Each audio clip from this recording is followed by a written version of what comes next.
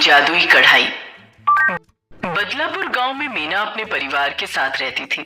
मीना के परिवार में उसका पति रमेश और उसके बच्चे सोनी और रोहन थे। मीना बहुत गरीब थी और इस वजह से उसका पति मजदूरी करने के लिए जाया करता था, पर वो लोग हमेशा खुशहाल जिंदगी जीते थे। एक दिन की बात है, मीना काम कर रही थी, तभी वहां पर उसकी बेटी सोनी आई और उसने मीना से कहा, माँ, हम लोग इतने गरीब क्यों हैं? हम लोग दूसरों की तरह अमीर क्यों नहीं हैं? अरे बेटा, ये तो भगवान को ही पता होगा, पर तुम चिंता मत करो।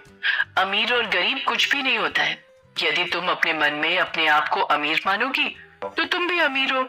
नहीं माँ, हम लोग अमीरों की तरह खाना नहीं खा सकते और ना ही उनकी तरह अच्छे कपड़े पहन सकते हैं। हाँ, मुझे पता है, पर तुम्हें भी तो पता होना चाहिए कि हमारे घर की हालत अच्छी नहीं है, इस वजह से हम लोग इतने गरीब हैं। पर तुम चिंता मत करो, सब कुछ ठीक हो जाएगा। और इसके बाद मीना काम करने लगी और सोनी वहां से चली गई। सोनी अपनी गरीबी से ज्यादा खुश नहीं थी, पर फिर भी वो अपने माता पिता की वजह से गरीबी में ही रहा करती थी। धीरे धीरे समय गुजरा और एक दिन सोनी अपने भाई रोहन के साथ खेल रही थी। तभी रोहन ने सोनी से कहा, अरे सोनी, मैंने सुना है कि इस दुनिया में जादू नाम की भी चीज होती है। यदि हमें कोई जादुई चीज मिल जाए तो हम लोग उससे कुछ भी कर सकते हैं। क्या तुम सच कह रहे हो रोहन? मैंने तो कभी भी ऐसी जादुई चीजों के बारे में नहीं सुना है। काश हमारे पास भी कोई जादुई चीज होती जिससे हम लोग पैसे वाले हो जाते। हाँ सोनी, तुम बिल्कुल ठीक कह रही हो।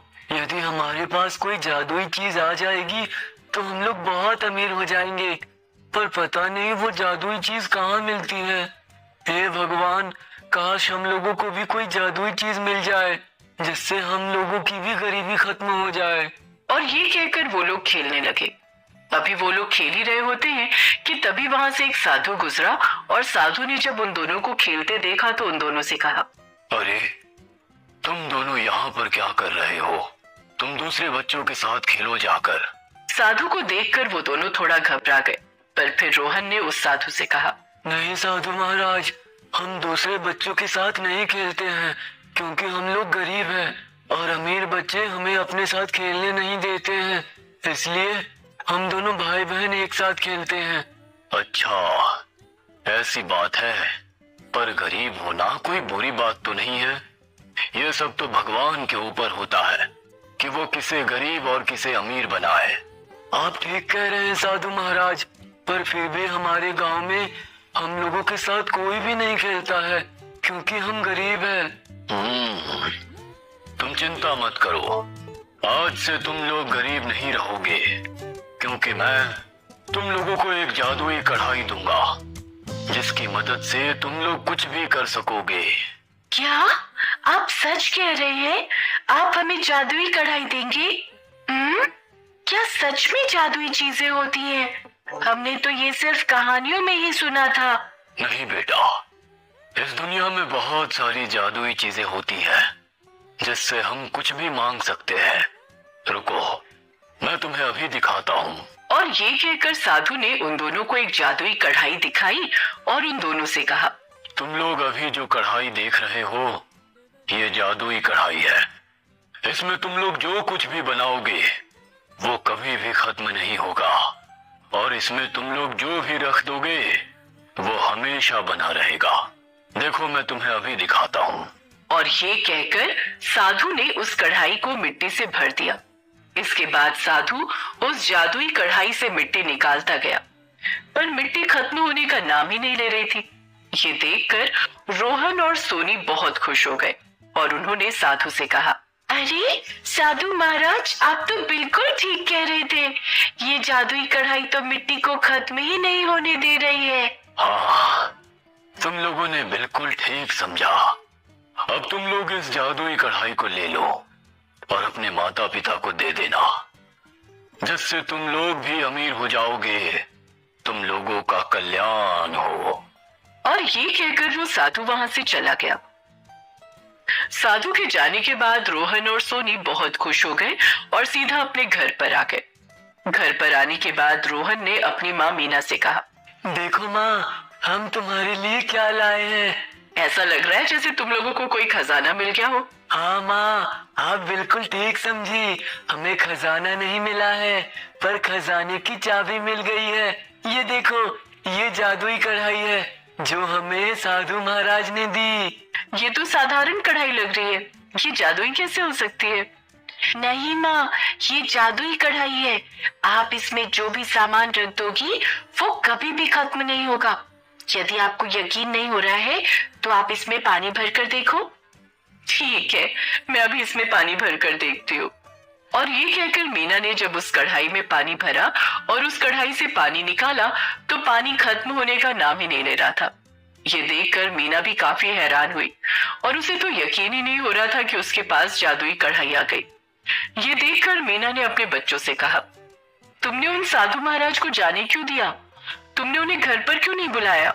माँ, वो तो बाहर से ही चले गए और उन्होंने कहा कि हम लोगों का कल्याण होगा और अब हम लोग कभी भी गरीब नहीं रहेंगे। ये सुनकर मीना बहुत ज्यादा खुश हो गई। उसे तो यकीन ही नहीं हो रहा था कि उसके पास अब जादुई कढ़ाई आ गई। शाम को जब रमेश घर पर आया तो मीना ने खुश होकर रमेश को जादुई कढ़ाई के बारे में बताया। इसके बाद रमेश जो भी रुपए कमा कर लाया था उसने उन्हें कढ़ाई में रख दिया और फिर मीना उस कढ़ाई से रुपए निकालने लगी। पर रुपए थे कि खत्म होने का नाम ही नहीं ले रहे थे। ये देखकर रमेश भी काफी हैरान हुआ कि ये सब कैसे हो सकता है। उसे ये किसी चमत्कार से कम नहीं लग रहा था। वो बहुत ज्यादा खुश हुआ और उसने मीना से कहा, मुझे तो यकीन ही नहीं हो रहा है कि हमारे पास जादुई कढ़ाई आ गई है। सच में वो साधु हमारे लिए भगवान बनकर आया था। हमारा तो नसीब ही खुल गया।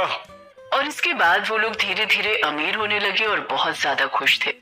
इससे गांव वाले भी काफी हैरान थे कि आखिर इन लोगों के पास ऐसा क्या आ गया है जिससे ये लोग अमीर होने लगे। पर मीना ने अपने बच्चों से मना कर दिया था कि वो जादुई कढ़ाई के बारे में किसी को भी ना बताए, वरना उनकी जादुई कढ़ाई को लोग छीन लेंगे। बच्चों ने भी किसी को जादुई कढ़ाई के बारे में नहीं बताया। धीरे धीरे समय गुजरता गया और एक दिन की बात है, एक सीमा नाम की औरत उनके घर पर आई और उसने मीना से कहा, अरे मीना, अब तो तुम लोग बहुत ज्यादा अमीर हो गए हो। आखिर ऐसा क्या खजाना मिल गया तुम लोगों को? ऐसी कोई भी बात नहीं है, वो तो मेरे पति की अच्छी नौकरी लग गई इस वजह से। मुझे पता है तेरा पति पढ़ा लिखा नहीं है, तो फिर ऐसे कैसे तेरे पति की अच्छी नौकरी लग सकती है? जरूर कोई ना कोई घोटाला है।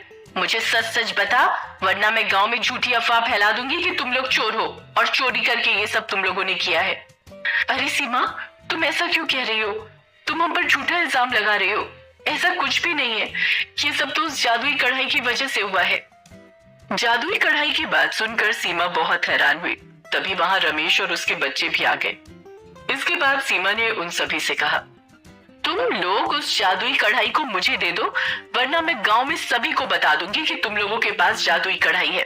इसके बाद ना ही वो जादुई कढ़ाई तुम्हें मिलेगी और ना ही मेरी रहेगी। इसीलिए तुम लोगों की भलाई इसी में है कि तुम लोग उस जादुई कढ़ाई को मुझे दे दो। नहीं नहीं, हम तुम्हें वो जादुई कढ़ाई नहीं देंगे, क्योंकि तुम एक लालची औरत हो। यदि हमने तुम्हें वो कढ़ाई दे दी तो तुम उसका दुरुपयोग करोगी। अच्छा, तो तुम लोग सीधे सीधे मुझे वो जादुई कढ़ाई नहीं दोगे? तो मैं अभी गांव वालों को जाकर उस जादुई कढ़ाई के बारे में बता देती हूँ।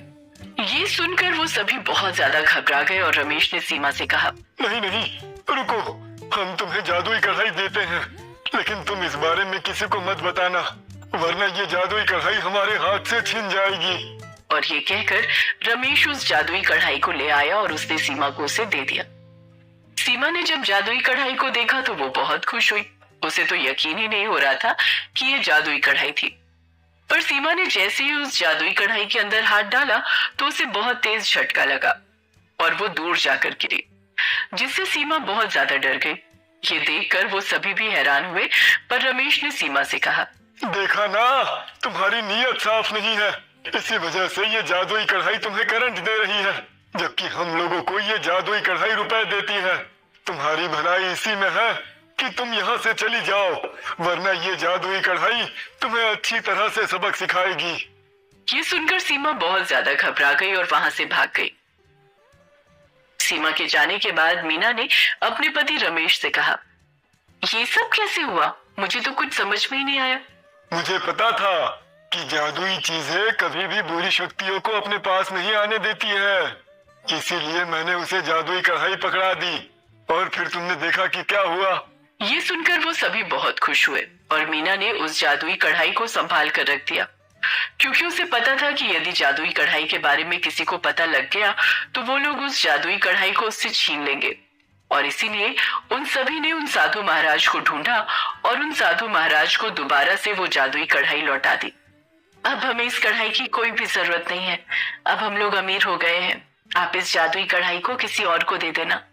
ये सुनकर साधु महाराज बहुत खुश हुए और उन लोगों को हमेशा अमीर रहने का आशीर्वाद दिया, जिससे वो लोग बहुत खुश हुए।